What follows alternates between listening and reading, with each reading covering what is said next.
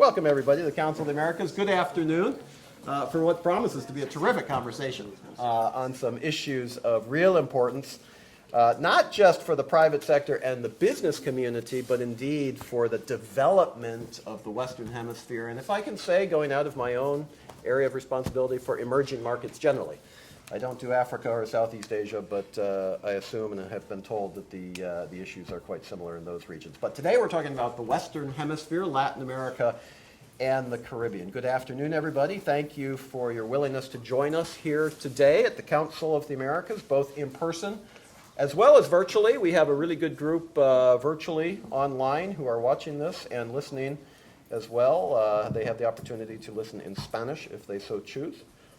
We are looking forward very much to this launch event, and we know it will be a very big success. I want to, right at the top, thank AWS, Amazon Web Services, for not just their support for this, frankly, but for your leadership, for your intellectual leadership, for driving a conversation that folks like me only pretend to be knowledgeable about, and yet have the opportunity to engage on these topics with seriousness and with purpose. So AWS, thank you for your support.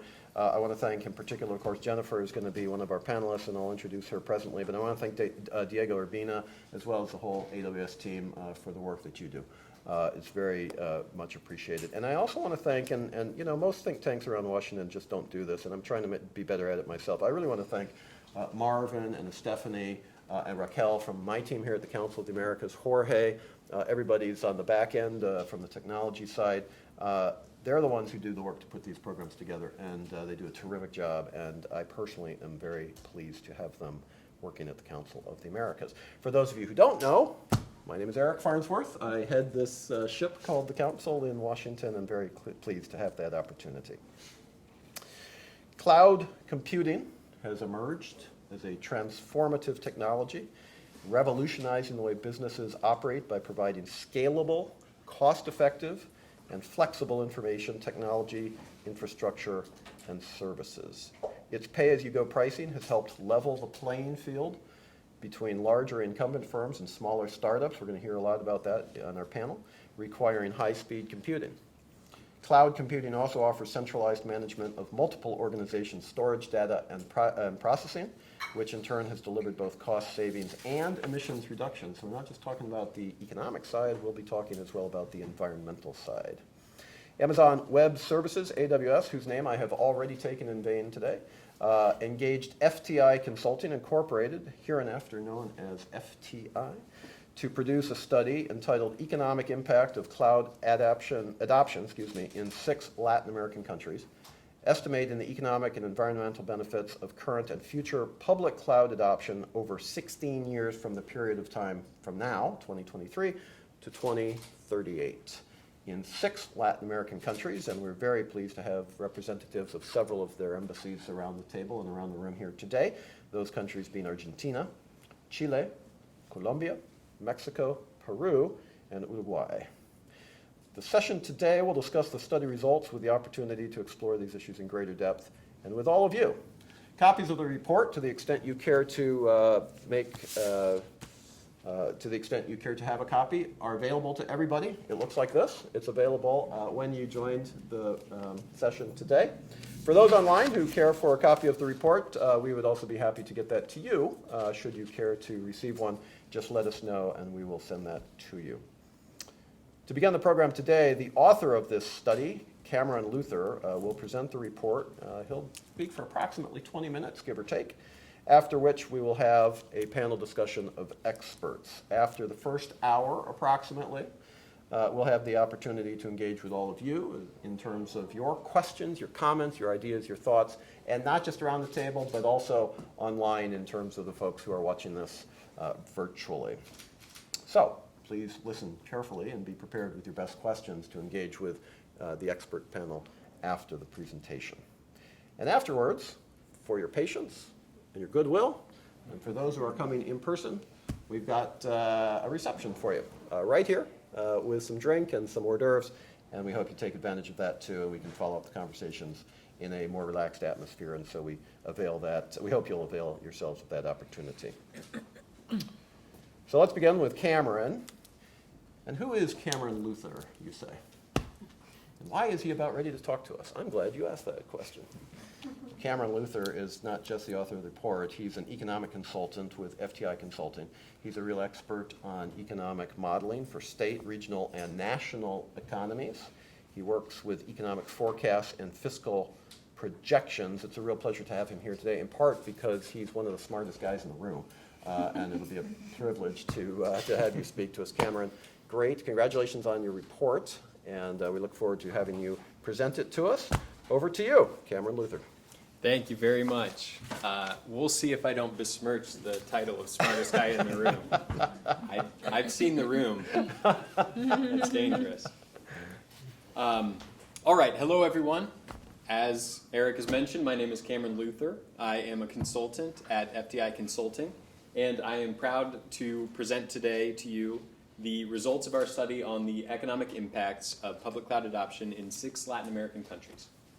So briefly, a bit about the firm from which I come. FTI Consulting is a global business advisory services firm that has over 7,800 employees worldwide, is advisor to 99 of the world's top 100 law firms, and to all of the world's top 50 bank holding companies. I work within our economic segment where we provide expert testimony, economic valuation, and economic impact analyses. Next slide. So briefly, let's talk about the technology that we're going to be discussing today. As I'm sure all of you know, and is probably a very brief synopsis of the technical aspects of this technology, public cloud is the on-demand delivery of IT services over the internet. Now, briefly, the economic, I'll elaborate on that a bit further.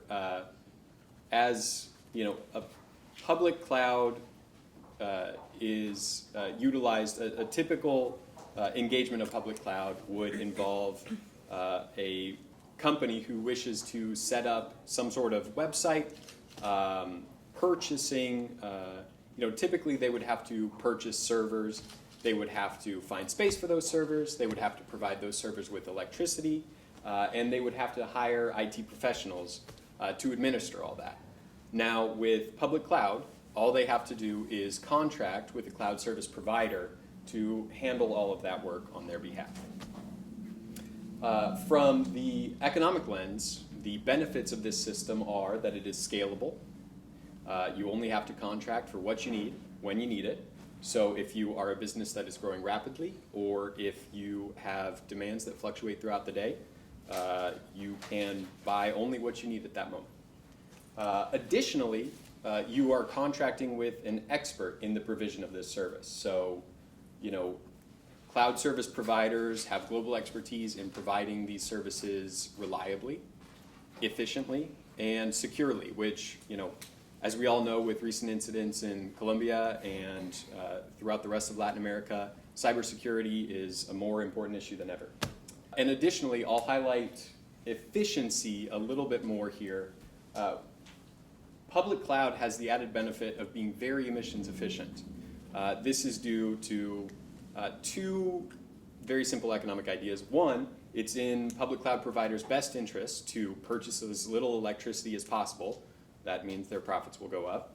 And 2, a lot of these companies have very significant renewable energy commitments, renewable energy purchase commitments. And so this has a lot of benefits over private server procurement in a lot of ways. So briefly, let's talk about economic impact analyses. So for those of you not familiar, economic impact analyses are an attempt to assess the total economic impact of some exogenous shock.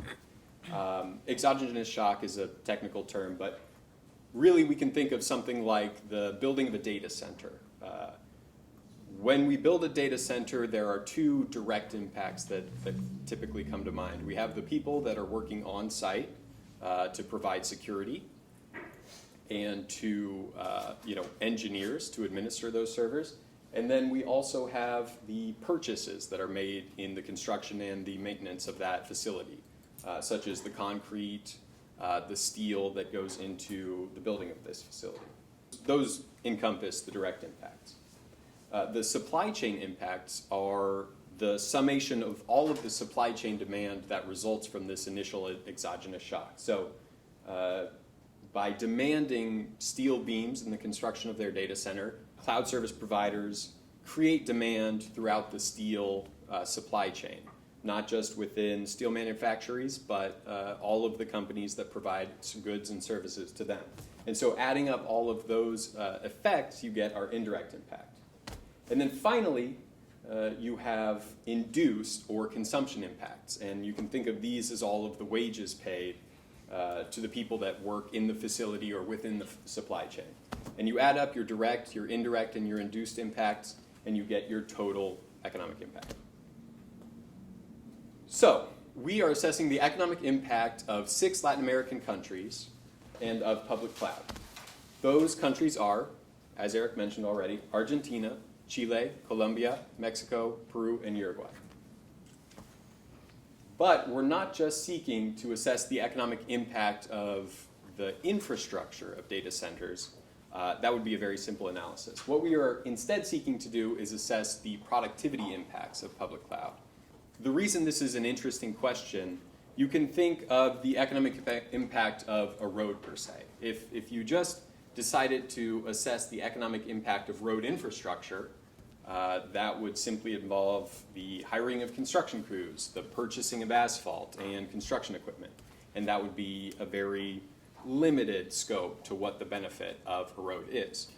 We all know that the economic benefit of a road is the opportunity to bring markets together, to allow goods to go from one area to another, and to allow commuters who are seeking economic opportunity to travel into city centers or manufacturing centers or what have you. And so we're seeking to define this second, more interesting productivity impact. So how did we get there? Our main quantitative analyses conducted of 3 phases.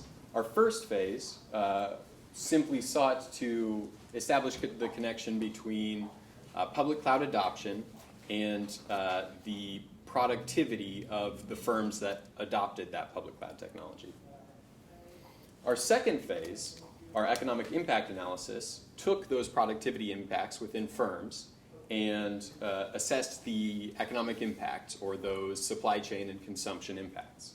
In our third phase, our emissions impact analysis simply sought to establish the emissions that would be avoided by the adoption of public cloud technology. And we'll get more into the emissions impact analysis methodology a little later. Next slide. So, more on our economic impact methodology. So our first step, before we can even get to the point of assessing the economic impact of the productivity of public cloud, we need to know our forecast of where public cloud adoption is going. We chose as a measure the percentage of firms that have adopted public cloud at any level. Our first step was to estimate the current adoption rate of public cloud in the year 2023. And to do this, there's actually not that much data out there. It doesn't say it in such stark terms. So we had to create a regression analysis of existing survey data of the adoption rate of public cloud amongst firms. And we regressed that on economic measures such as GDP per capita. And that allowed us to establish our current point in time estimate of where public cloud adoption is right now. Then we built a forecast of where that public cloud adoption is going to go over time, made use of some historical data of equivalent technologies there. And that gave us our forecast of public cloud adoption over our forecast window from 2023 to 2038. Then we had to establish a connection between that adoption and the productivity impacts. So we made use of a really interesting paper published by the OECD. I encourage you all to give it a look. that established a regression between firm-level productivity data and country-level, sector-level survey data on public cloud adoption. And with this regression, it gave us a vital key to connect our forecasted public cloud adoption to productivity rates. And once we had our productivity rates, that allowed us to assess the additional economic output that more productive firms were able to produce. With this additional economic output, we ran that through our model, assessed our supply chain and consumption effects, and that gave us macroeconomic results such as GDP, jobs, and then with those macroeconomic results, we were then able to create estimates of government revenues, tax revenues that would benefit from the overall increase in the size of the economy. And then finally, I'll describe one more methodology topic before we get into the actual results. So we assessed the amount of greenhouse gas emissions that would be avoided by the use of public cloud. And in order to do this, we made use of some interesting findings by 451 Research that showed in survey data that for firms that had switched from private server deployments to public cloud technology, they found that public cloud technology was 88% more emissions efficient than a similar application using private servers. And so in order to estimate what this meant for sort of nationwide data center emissions, we started with a forecast of data center emissions over the next 15 years provided by the International Telecommunications Union, assigned that down to the country level to get our country level forecast of emissions levels. And then we created a counterfactual scenario in which we assumed all of that same activity was being handled by relatively less efficient private servers. And that gave us, the orange line you see here. And measuring the distance in between the two, our counterfactual and our baseline scenario, we were able to get an estimate of total emission savings from public cloud. Now, into the results. We found that over the 15-year forecast window from 2023 to 2038, on average each year, public cloud results in support of an additional $340 billion of economic output, 8.6 million jobs, $195 billion of gross domestic product, and $60.6 billion of labor income, along with an additional $40 billion of government revenues. On the environmental side, we see emission savings of some 860,000 metric tons of CO2 equivalent.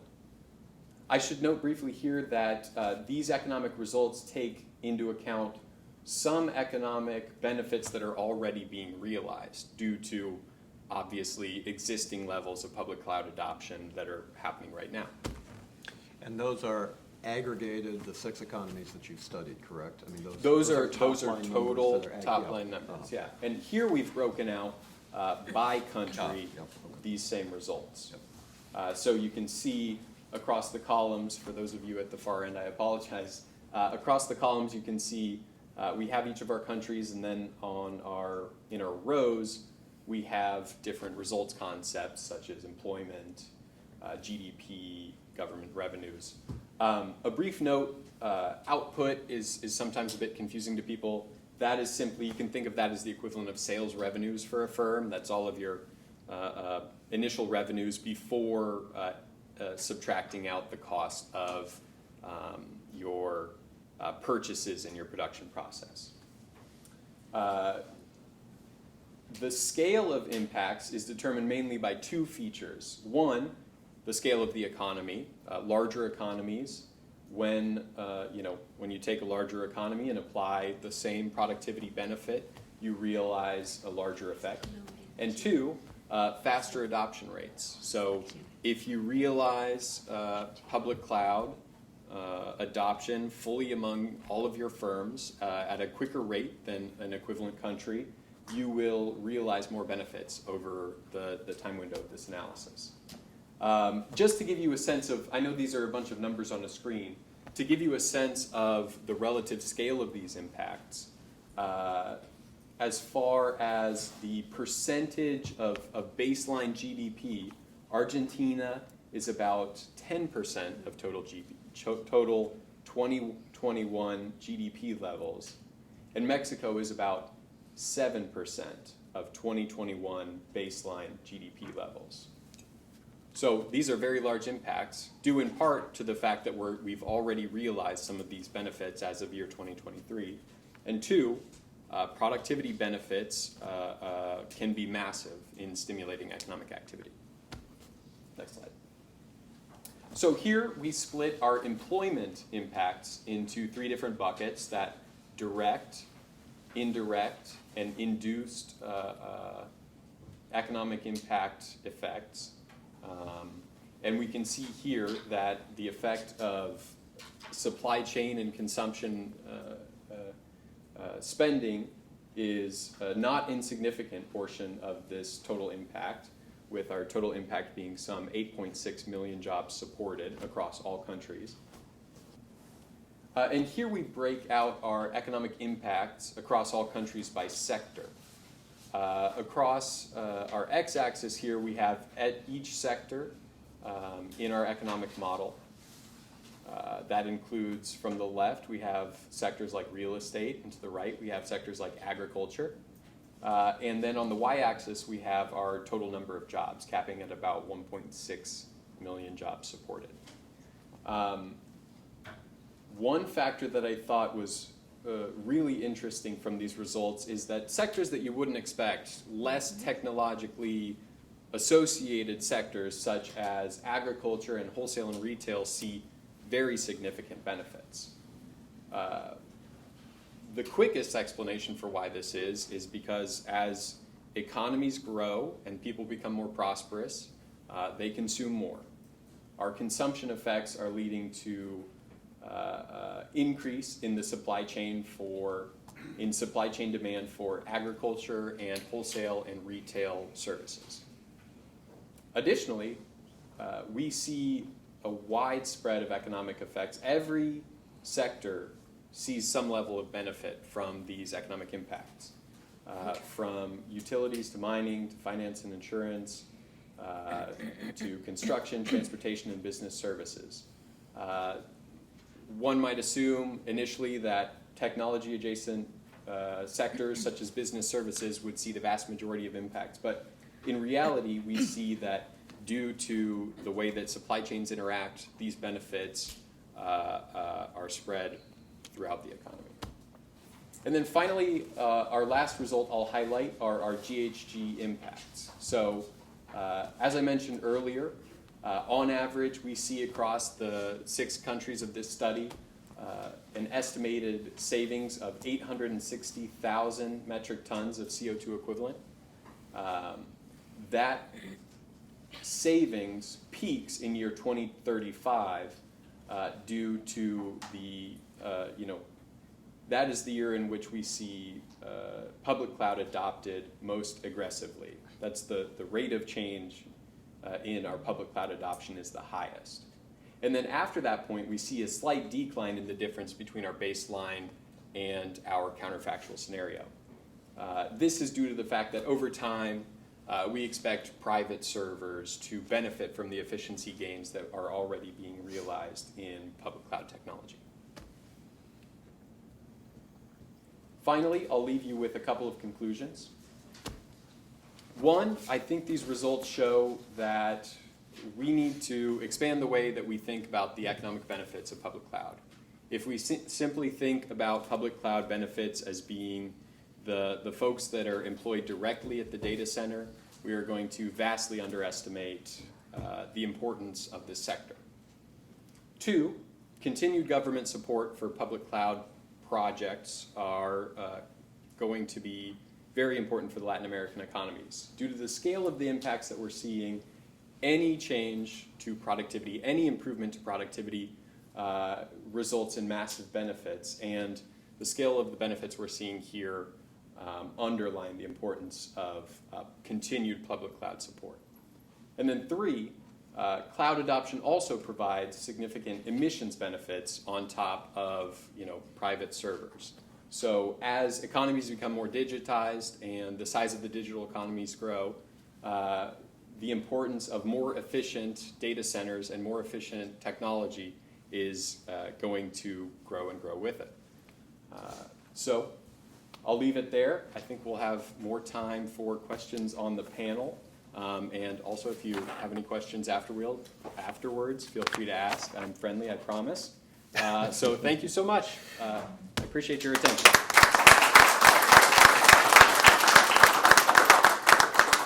We will indeed follow up, but you certainly met our expectations of being one of the smartest guys in the room. So Cameron, thank you for that. And we'll go right now to our panel because we have a very patient minister of the Republic of Uruguay waiting his chance to speak. But before we bring him on screen, I will introduce all the panelists as a block, and then we'll go directly to Minister Omar Paganini, who I will introduce now. He's the Minister of Industry, Energy, and Mining for the Republic of Uruguay. He is both a minister, but he's also been an ITC consultant. He's been a business entrepreneur, and his training originally is actually as an electrical engineer. For a fuller bio, all of the biographic information of our speakers is linked to the Zoom, so you can have that information available should you care to avail yourself of it. We've also hosted Minister Paganini several times here at the Council of the Americas, and we have introduced him with greater depth in previous opportunities. Sitting to my immediate right is Venkat Raghavan Gopalan, who is the Chief Digital Officer and Chief Technology Officer for Bell Corp. He's an accomplished executive with a track record of over 25 years, although he looks like he's about 13, but he's got over 25 years leading global technology. They say the same thing about me, so don't worry. Overseeing digital transformations and driving growth. He's a true business person. He has previous experience leading transformation programs with a primary focus on revolutionizing the retail, consumer packaged goods, and e-commerce sectors. So he has a wide range of experience that he brings to the table today. And then to his right is somebody who we've also had the privilege to host in previous sessions, Jennifer Prescott, who is the Director for Latin America Public Policy and also International Trade and Tax for the AWS Corporation. She's a former senior U.S. trade negotiator with U.S. Trade Representative's Office, former ouster, as they say. And if you don't know what that is, so you can ask me about it later. She has helped negotiate the USMCA, the U.S.-Mexico-Canada Agreement, as well as the Trans-Pacific Partnership. Well, we can talk about the TPP at some point later in terms of why aren't we? Drinks. Yeah, exactly. Why isn't the U.S. Where did the U.S. go? It wasn't because of Jennifer. It was because of somebody else. But she has an impressive and expansive trade policy and negotiations background, including before USTR at the Commerce Department and also the U.S. Senate. Jennifer, it's a privilege to welcome you back to the Council of the Americas. Ladies and gentlemen, would you please join me in thanking both our previous speaker, who did a terrific job, as well as our panelists who are yet to speak for their presence here today at the Council of the Americas.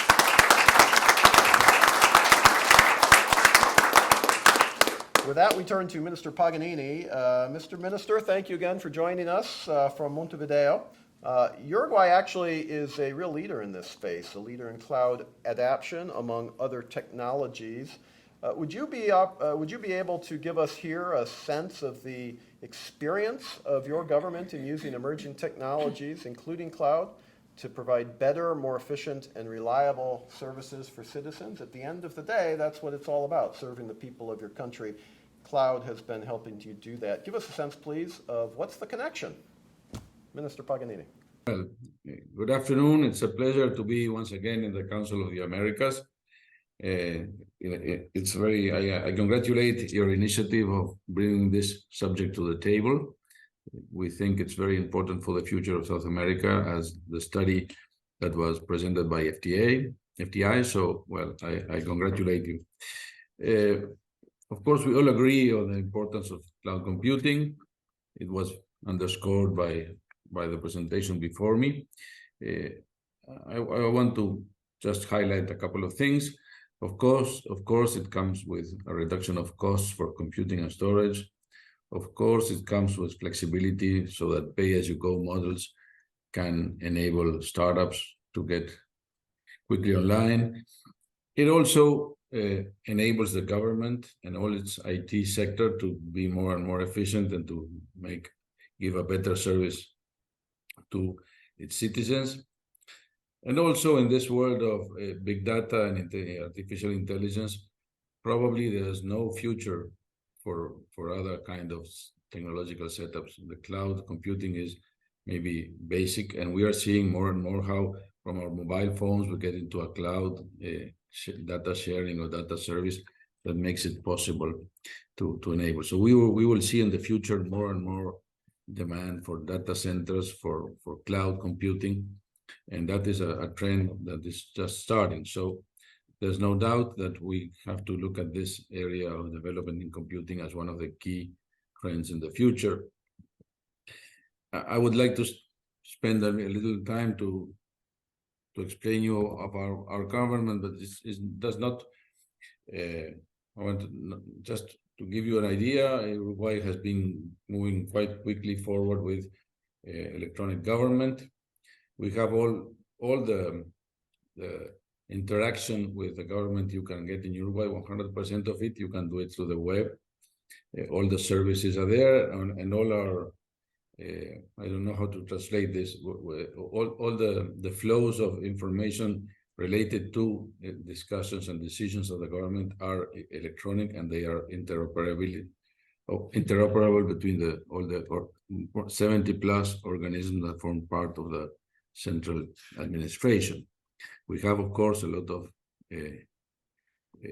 drive on open data and on web services for all the government interaction with the government. So we are very happy with that. At the same time, until our business, our national loan, state-owned telco has put on board a data center tier 3. So the government agencies are putting the data there, and they are following central directives by what we call AGESIC, which is the Agency for Electronic Government and Information Society, that has issued guidelines to guide the development of the public data usage. But more and more, Antel is also promoting hybrid cloud solutions, so that data that is not critical or that can need more and more development goes out of this data center to the Amazon Web Services Cloud through an agreement that would surely strengthen all this development. So we are happy with what we're doing from the government side, but we are more interested in what can be done from the private side, and we see with a bit of surprise all the impact that this study you just presented could bring to us. So it confirms what we thought as a national strategy. Just before I end my initial intervention, I want to say that there will be a very big demand for data centers in the future, and South America does not have enough infrastructure to the present. So we think Uruguay is a special place to have in mind to eradicate data centers. Short latency will be more and more important, and we can be nearer the customers of South America in a country that is stable, that is friendly for investment, and that have a lot of facilities or easy to tax exemption, etc., for this kind of investment. But what is more important is that our electricity grid is 100% renewable most of the time. So that means that emissions-wise, we will be very, very friendly with the environment. And of course, Uruguay is very well connected to the world through fiber optic cables, many of them already working for many years, but one of them from Google just starting this year called Firmina. We have the TANAT cable in 2017, the Bicentenario cable in 2011, and that means that our connection to the world makes us friendly to install data centers and serve the region. So with that, I will end my initial intervention. If you think it's okay, I can, of course, answer whatever you want. Thank you, Mr. Minister. We will come back to you, but let's bring Venkat into the conversation. Well, the minister gave you a perfect segue. He talked about the government. He said, now we need to see more from the private sector. You're with Belcorp, which was one of the examples that the report uses. First of all, tell us what Belcorp is, but second of all, then how has the adoption of cloud really helped you all in terms of the efficiencies and your business operations? How are you more productive from a business side? Okay, good afternoon, everyone. It's been a pleasure to meet everyone here. I think it's a very tough act to follow after what Minister said. And Eric, thank you for your kind words. I look young because I work for a beauty company. So thanks for that. Perfect response. Well done. Belcorp is a beauty cosmetic leader in Latin America. It started way back in 1968. We are around close to 55 years in existence, and it started with the purpose of promoting beauty to achieve personal fulfillment. And the most critical aspect is about enabling women entrepreneurs, through which we sell to our end consumers. And we have more than 1 million women entrepreneurs, and these are the bread earners of their family. And so for us, selling through the beauty consultants and enabling them is very critical aspect of it. We have 3 brands. We operate in 13 markets predominantly.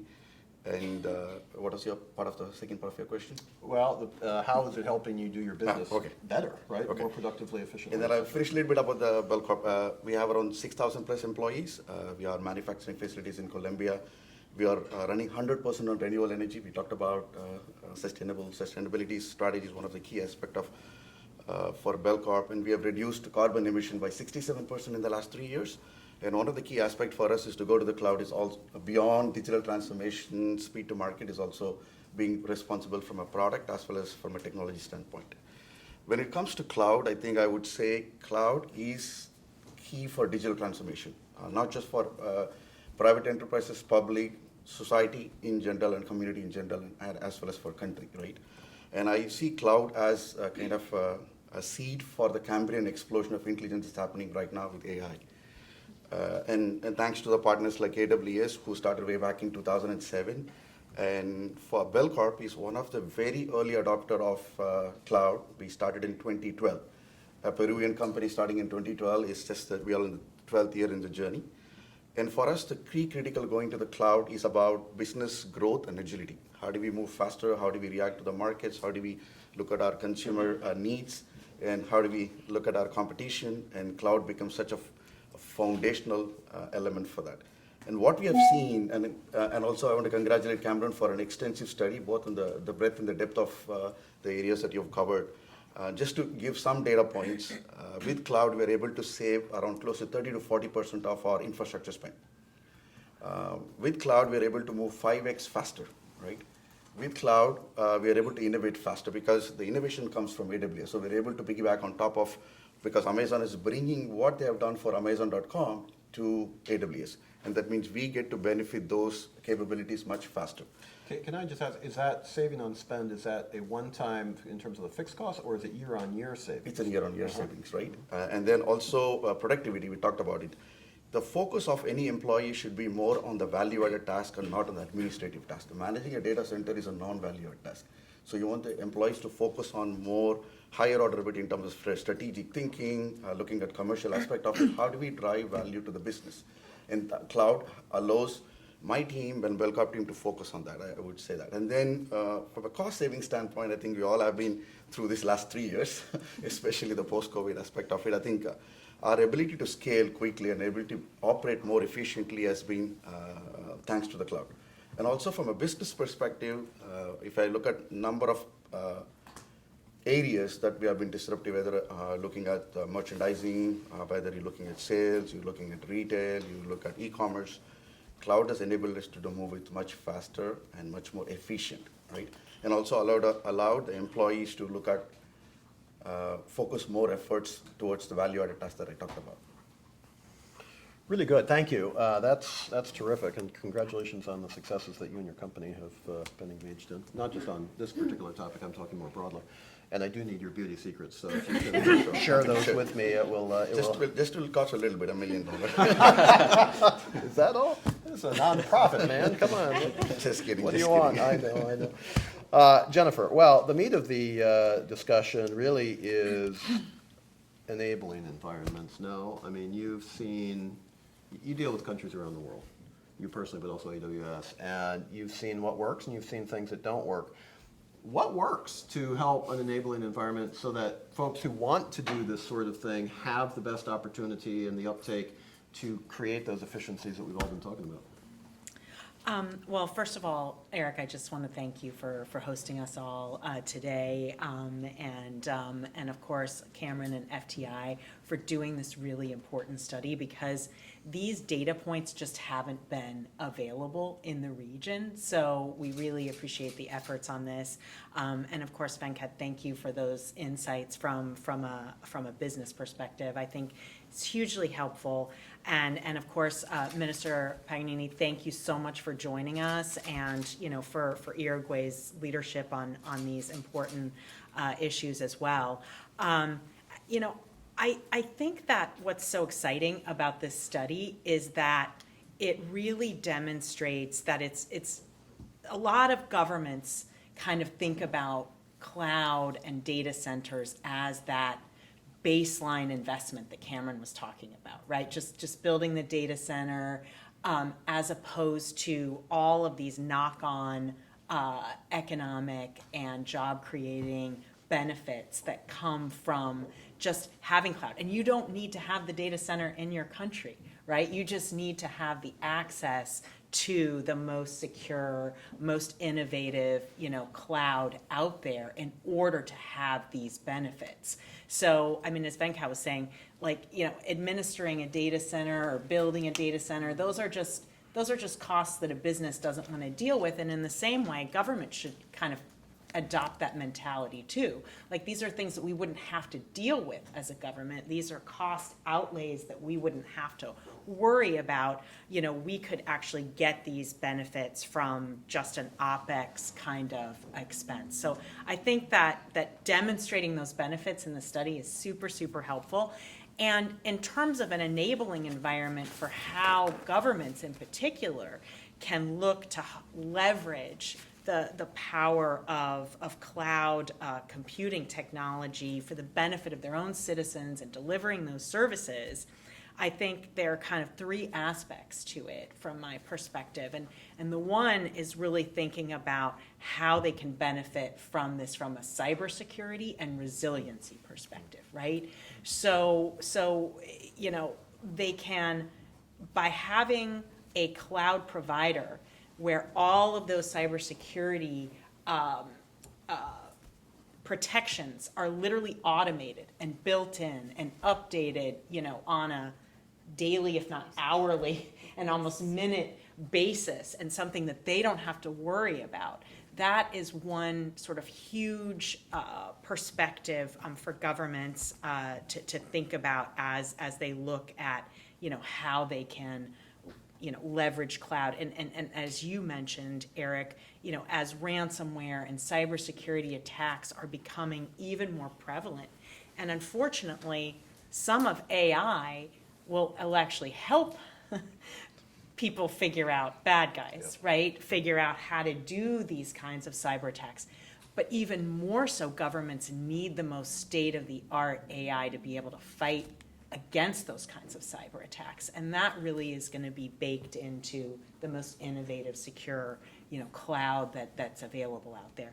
And I would say the next kind of enabling aspect that governments need to think about is modernizing their regulatory frameworks. Because oftentimes, and we see this particularly in highly regulated sectors like the financial services sector, where oftentimes the regulation is very much based on going into a physical bank and opening, an account and presenting all of your identification, which can take a day sometimes in some places, right? And so enabling the ability to open a bank account online and enabling banks to be able to use secure cloud providers as opposed to on-premise type of data centers to hold their data. That's what's enabled a real fintech revolution in Latin America. And we've seen Colombia really lean into modernization of its financial sector regs, as well as Brazil. And, it's not a coincidence that some of the unicorns in the fintech space, have come out of those countries. And it's also contributed tremendously to financial inclusion in Latin America, those countries that have really modernized the banking sector and those regulations. So that's another area that I think governments, can look at as an enabling environment. And then, of course, workforce development. And this is something that, we've invested in ourselves as Amazon Web Services and as Amazon as a company, in terms of really being able to train the workforce of the future. And we've partnered with many governments, including the government of Uruguay, where we've partnered with some cloud skilling programs. We have programs that we've partnered with the IDB, the OAS, specifically targeted at women, and they're very underrepresented in the sort of cloud engineering space. And so we've been very, very proud to do that. And I think, as governments, think about how they can partner with private sector companies that are offering these kinds of skills and skill trainings. That's another area where they can really ramp up to be able to help companies like Venkat's, where you're probably trying to hire people that have these kinds of skills. And so if governments are investing in that, and together with IT companies, that's just a win-win. Absolutely, and your point about fintech is so well made. We just hosted the head of Brazil's central bank last week for precisely this reason. Some of the things that the Brazilians are doing to enable the fintech revolution, and it's all built on the cloud. So, Jennifer, thank you for that. Let's go back to Minister Paganini, and let's try to sneak in a second round here of all of our panelists, mindful that I promised ample time for folks to come with your own questions as well. Mr. Paganini, Jennifer just ended her intervention talking about workforce development. That's precisely the topic that I wanted to raise with you. Look, this takes human talent to be able to do, and we know that the education systems around Latin America aren't always world leading. We do know that Uruguay is blessed to have effective education levels, but nonetheless, this is an issue. So what's your view in terms of partnering with private sector or other entities to try to develop the type of workforce that's required to be able to not just participate, but frankly flourish in a cloud-based environment? Well, thank you. Yes, precisely. That is one of the main challenges for all the IT sector to continue developing in Uruguay.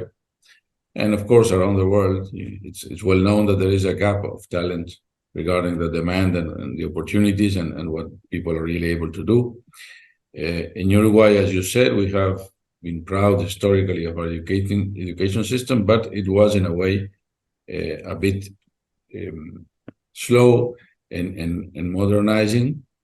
We have been, as a government, putting forward a reform of the public education system that is underway, but it will take some time. More focused on outcomes than just on content. More focused on skills and on digital skills also.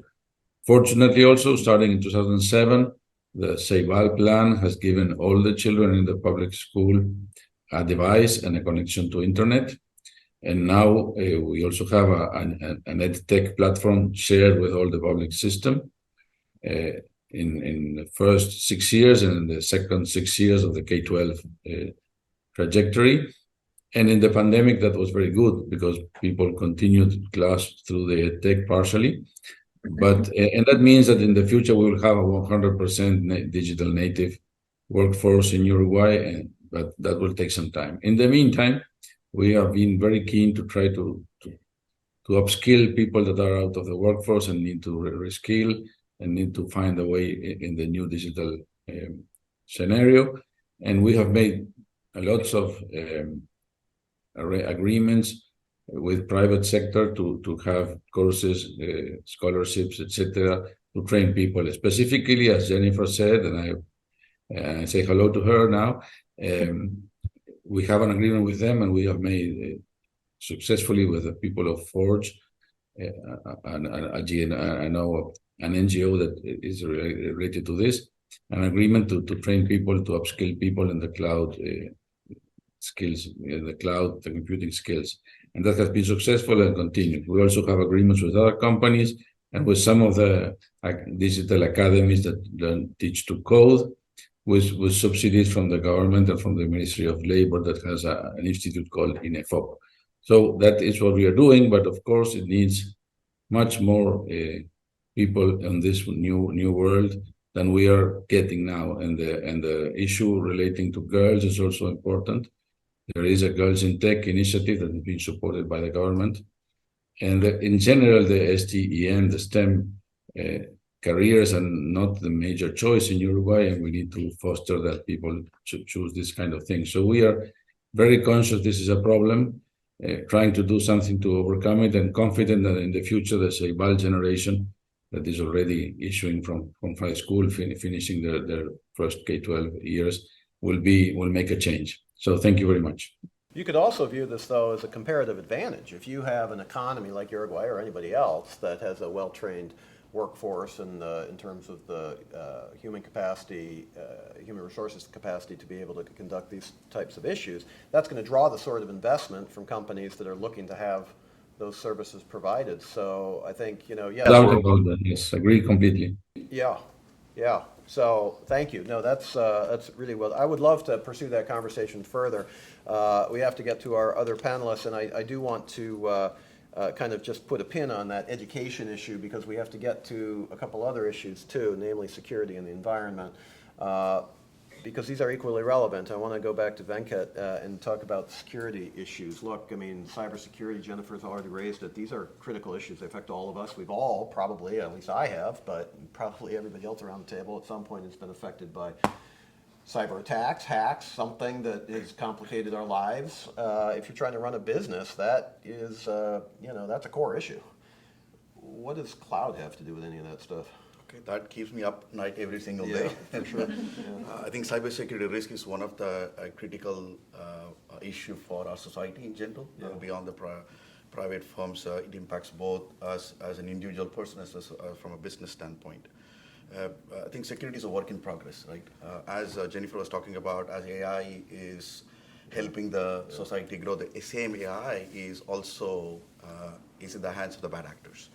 And I think we have to look at the foundations and fundamentals of looking at security is about understanding the risk. What are your risks? What assets that you have? What data that you have? Look at and assess and create a risk management profile. Second, implement good cybersecurity measures following the NIST framework, zero trust architecture, which allows very, very foundation that it doesn't matter because employees are working everywhere. Previously, they were in your premises. That no longer is the case because you have hybrid work, people are traveling, employees are traveling, they need access to systems. So zero trust is foundation for that, right? And third one, 30% of the attacks happens because of social engineering, employees sharing credentials, employee clicking on a phishing email. So creating training and awareness program is critical for everyone. Having the security culture and mindset is paramount. And then invest in AI in terms of looking at advanced threat intelligence. There are several startups, and Amazon is also bringing those stuff to the market. So how do we take advantage of that is very, very critical. And also, most importantly, I think you talked about resiliency, because beyond prevention is about how we are able to survive and respond is very critical. Having an incident response planning is very critical. Having drills in your organization is very critical. Because it's a matter of when, right? It's not a matter of that happens to majority of the bigger organizations. And continue to evaluate your infrastructure, continue to evaluate your organizations, and invest in technology and cloud in general. I think especially AWS provides more secure infrastructure compared to having that in your on-prem infrastructure. So I would encourage to look at the cloud providers to kind of secure your critical assets. Yeah, and these are issues that have directly impacted Latin America too. And based on our Council of Americas, we run these sorts of conversations a lot. We talk to a lot of business executives in all kinds of different sectors. And truth to say, Latin America isn't necessarily in the lead of cybersecurity, so there's some real risks there. But let's put it in the positive. There's a lot of opportunity there too to really be aware of it, increase it, and take meaningful steps to address it. Thank you, Venkat. Well, before we go to all of you for your questions, including those of you online who may seek to get into this conversation, we've talked about the environment a lot here. The study raised these issues in a way that I hadn't heard it addressed. I think it's a really important contribution to the discussion. Jennifer, you were the ouster for the environment. So you kind of know these issues, probably better than anybody else in the room, certainly better than I do. But, you know, okay, the environment, everybody's focused on global climate change, the environmental issues. Look, are we just trying to fit a square peg into a round hole here? Are we saying, you know, yeah, sure, it's going to help the environment? What specifically can you tell us that changes our understanding of why this is such a critical aspect of all of our efforts on the environmental side? Yeah, absolutely, Eric. And so, you know, I like to think about public cloud as kind of the public transportation of the digital economy, right? You can have everybody building their own data center, operating their own data center, all of the, you know, emissions and other offsets that come from that. Or you can take, you know, a secure metro or bus ride on essentially public cloud as opposed to, you know, that you know, your own vehicle or your own data center. And I kind of like to think about it that way. And you know, the statistics that have come out of this FTI study, I mean, I really think speak for themselves, and they're also completely consistent with what we've seen in Asia Pacific, in Europe, that cloud adoption has been able to save customers, you know, 80% in terms of emission savings over operating their own on-premise data centers. And we're going to see that actually even increase, at least we project that we will for our customers, as AWS fulfills its renewable energy commitments, which is to be 100% renewable by 2025. So we expect to see that emission savings go up to even 96% for a lot of customers, and it's super, super exciting. And I would say, you know, the other piece of this beyond energy efficiency and emission savings is that AWS also has a commitment to be water positive by 2030.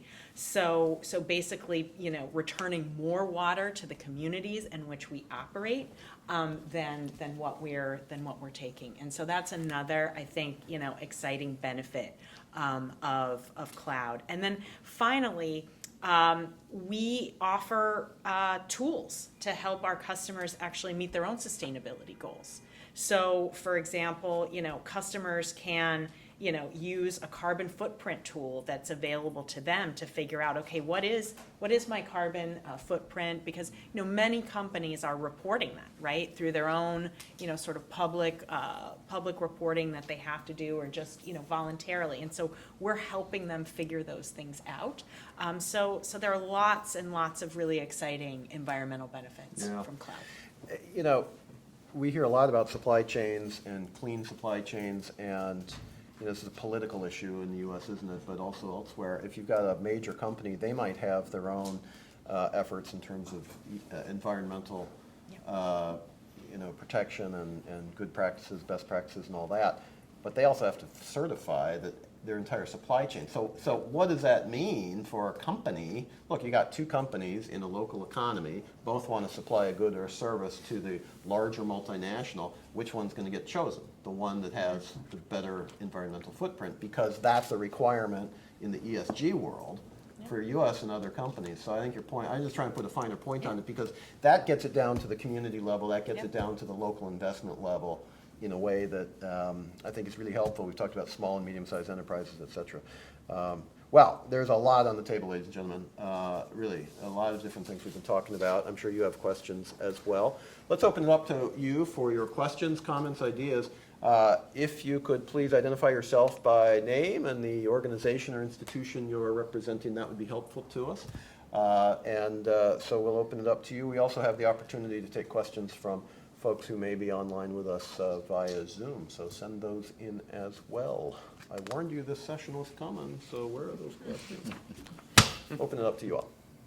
We also have Cameron here to participate as well. So, and Minister Paganini has remained online. Yes, sir. My name is Rodrigo Garza. I'm representing two organizations right now. I'm a State Department Foreign Service officer currently detailed to the U.S. Chamber of Commerce, Americas Division. This particular question I have for Cameron and your methodology of your study. One of the biggest criticisms we hear about data centers, and Jennifer mentioned it just now, is the water and electricity consumption of data centers. You noted the benefit environmentally, but I wonder if your methodology took into account, how many data centers would be required in Argentina or Mexico, which are large countries, and what would be the outputs or inputs of water and electricity into those data centers, and would that actually offset some of the environmental positives that you mentioned? Yeah. Thank you, Rodrigo. That's an interesting question. I will say right up front, the water piece we did not address. It was not in the scope of this report.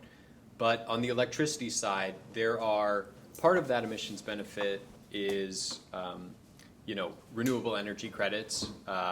But part of that is straightforward, less electricity being consumed by these servers. And a big part of that is, that kind of scalability question where within the day, public cloud is able to,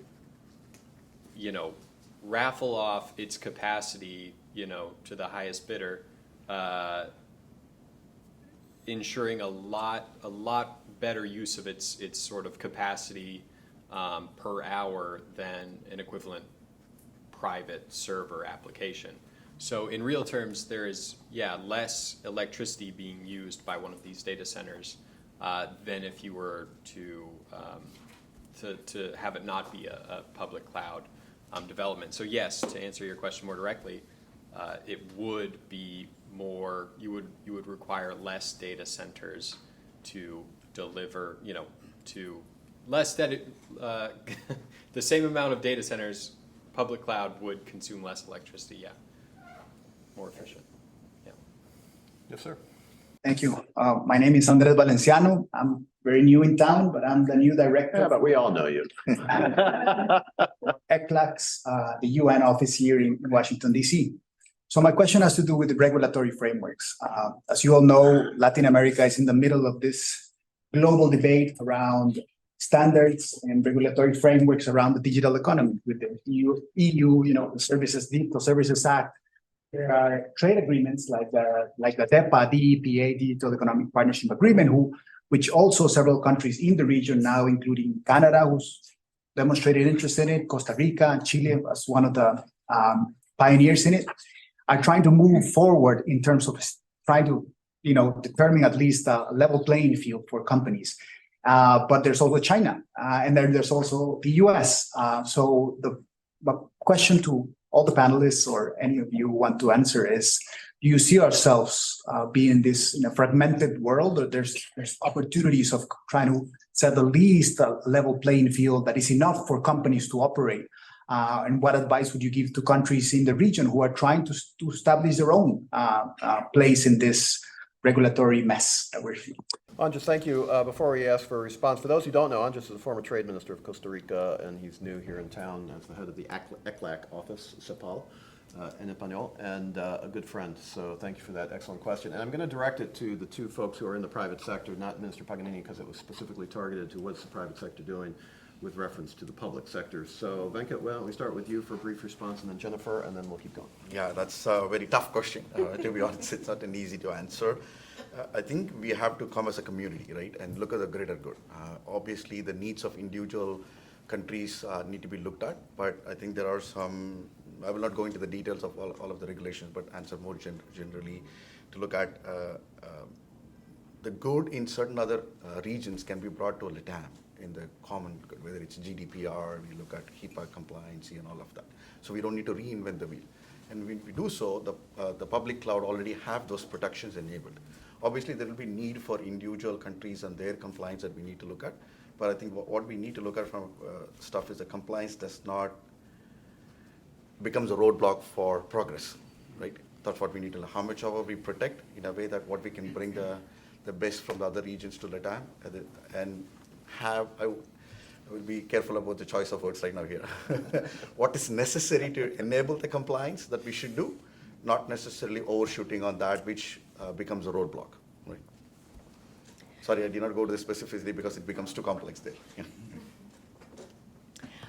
So thank you for the question. I think that governments obviously are looking at technology as something that they want to be able to harness themselves, as well as make sure that their private sectors, can benefit from, all of the new technologies as well, including cloud. And so I think as they're looking at regulation, it's important that they think about basically maintaining enough space to not get too far ahead of technology, right? And then essentially to stifle it.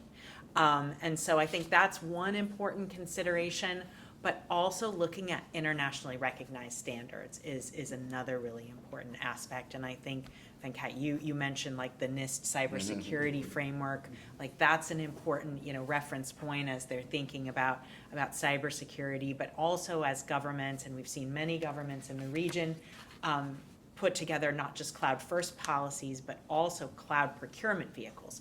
Because the way governments procure goods and services has never really kind of considered some of these new technologies. And so thinking about modernizing their cloud, their procurement frameworks to enable, right, the efficient purchase of cloud, and then thinking about how they build in, the top cybersecurity standards to that, right? And there are lots of ISO standards, in a lot of these spaces, and so making sure that as they're putting those procurement RFPs together, they're thinking about how do I leverage international standards to make sure that, one, I'm getting the best available technology, I'm getting the most secure technology, it's going to be able to comply with my privacy policies, et cetera. I think all of that are really important things for governments to think about as they try to really leverage these technologies, but not, over-regulate as can be a tendency of some governments, especially if they don't understand something, right? And so I think that's another really important thing is to work with the private sector to make sure that they're understanding a lot of these technologies that are available and how they can best leverage them with, creating any necessary guardrails, embracing international standards.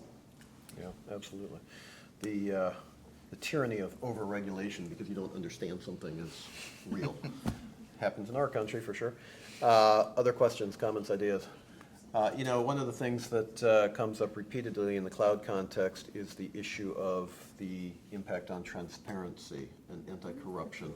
And I want to ask Minister Paganini this question because, and I'm happy to be able to ask it of a representative from Uruguay because Uruguay routinely ranks very well in terms of anti-corruption efforts, as do Chile and other countries around the table. But we have a real issue, don't we, in certain, regions, et cetera. And Jennifer mentioned procurement. How do you all see from the government perspective in Uruguay the impact of cloud computing on what you're trying to do to keep government's accounts clean and, transparent and away from the temptation of corruption? Would you have any thoughts along those lines, Mr. Minister? Well, first of all, all the regulation in IT and this new technological revolution is critical, and I completely agree with Jennifer that we should not over-regulate it or try to get too much in advance. But also, of course, there are the concerns of mainly cybersecurity and privacy we should keep in mind. And then, of course, the third issue is what you are bringing to the table, that is the transparency of procurement of decisions, of government decisions. What we have is that all our information flow and decision-making in the central administration in Uruguay is digitalized and connected to one interoperable filing system. And there is the law in place where any person can ask for information that is not declared confidential, and all the Congress can ask for information to the different ministries. And once this started working, we are getting a cultural change here, and it's quite a challenge because it's not just that you decide and go forward. You know that maybe next year you will be asked for all the file that supports your decisions, and it has been a challenge. We think it's good for transparency. It's also, in a way, a cultural change for the decision makers that know that everything they do has to be well fundamented in the file. It has to have the reports from the technicians that support the decision, et cetera, and all the RFP process with all the things. Uruguay has a long tradition on independent just judicial branch and a specific branch of the judicial area related to administration control and administration judging on validity or not of the decision making. What has happened with all the digitization, it goes more and more often that people that are, for example, not benefited by a purchase go to justice with all the information, and that has been quite a challenge, not to slow too much the administration, but it has been good for transparency. We thank you, Mr. Minister, for those thoughts. We have time for probably one more question before I ask all of the panelists for any concluding thoughts that they might have or burning points that they wish they had made earlier that they now have the opportunity to conclude with. If there are any additional thoughts, and I remind the folks on Zoom that we also have the opportunity to take questions from you, should you have questions to offer. Seeing none, let's go back to the panelists, and we'll start, let's go in reverse order, stir things up a little bit. Let's put Jennifer in the hot seat first, then we'll come back with Venkat, then we will have Cameron, and then we'll, Mr. Minister, if you're willing to stay with us another couple minutes, we'll give the last word to you. So Jennifer, again, thank you for your leadership on these issues, but to you for any final thoughts you might have based on what other panelists might have said, or if you want to extend your comments on anything else for just a minute or two further.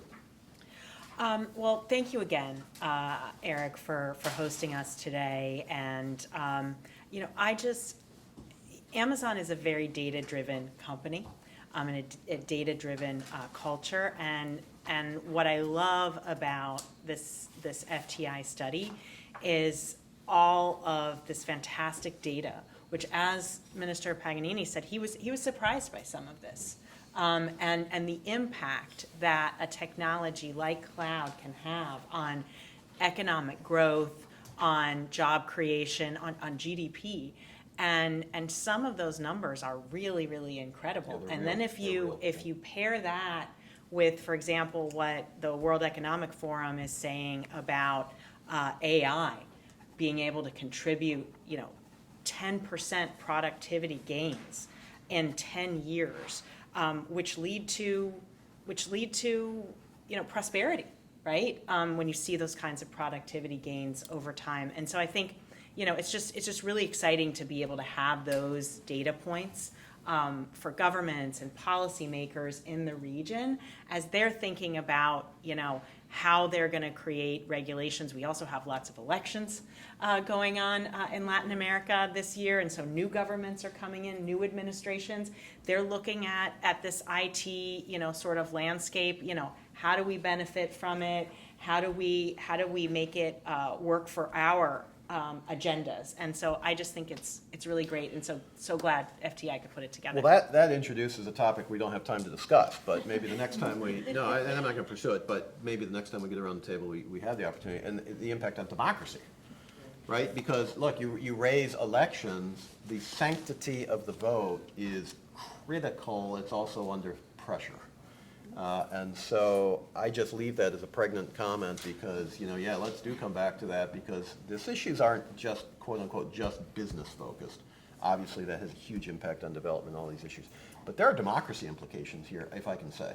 Mm-hmm. And so, again, that's my editorial comment for today, going completely off script. But I think you raised a very important point We just saw what happened, the power of elections. We just saw what happened in two countries in South America, Venezuela and Argentina.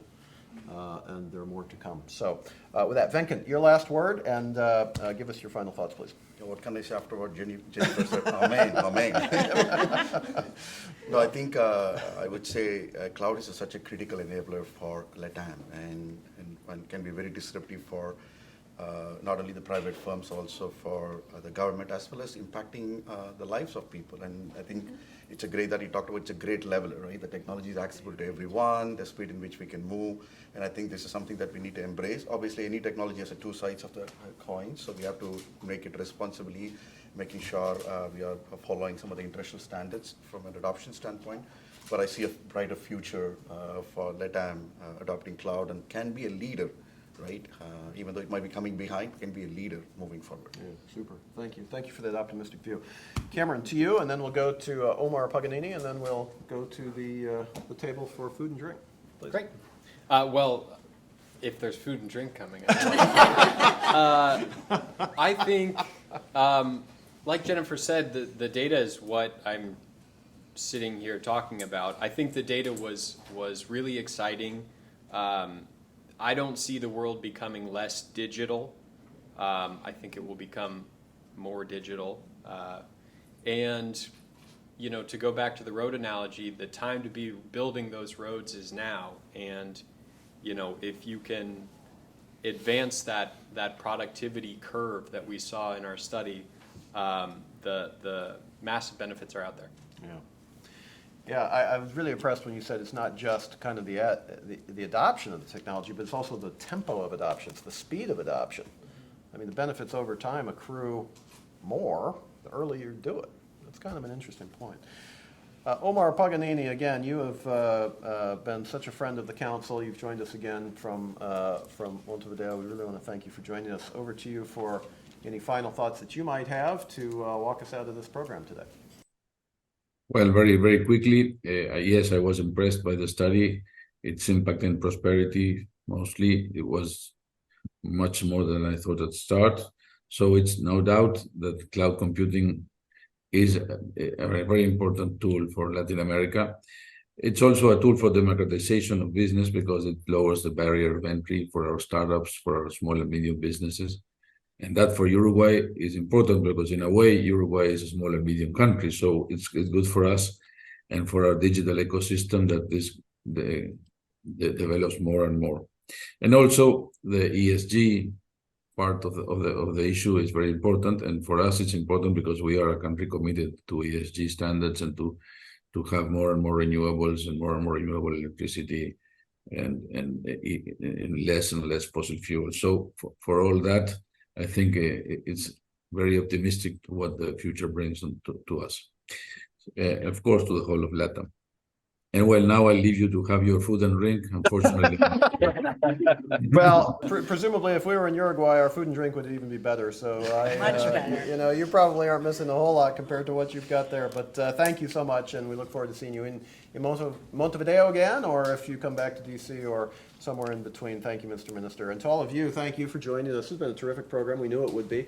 I think it met and even exceeded our very high expectations. I want to thank again the team at AWS as well as Council of the Americas for putting this together. And I also want to encourage you to read that report. It's, you know, look, it's got numbers, it's got graphs, but don't be scared, right?